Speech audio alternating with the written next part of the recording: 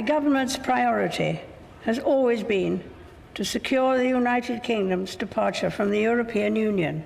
Today's Queen's speech was less of a legislative agenda for the next Parliament and more of a Conservative Party manifesto.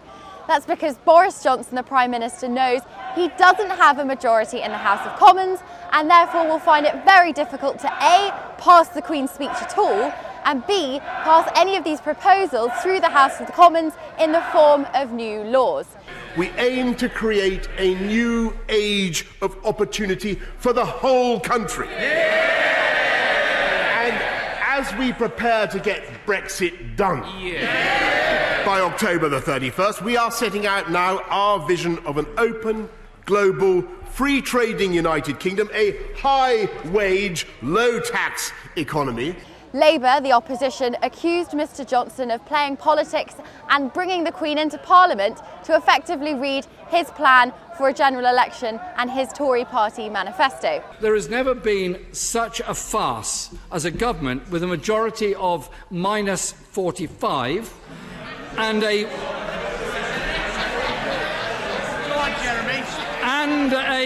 100% record of defeat in the House of Commons, setting out a legislative agenda they know cannot be delivered in this Parliament. A huge part of the Queen's speech today were the government's plans to toughen up the criminal justice system. We saw tougher measures proposed to deal with foreign nationals who have been convicted of a crime to return to the UK after having been deported. Also proposals for tougher and longer sentences for those who have committed the most serious offences.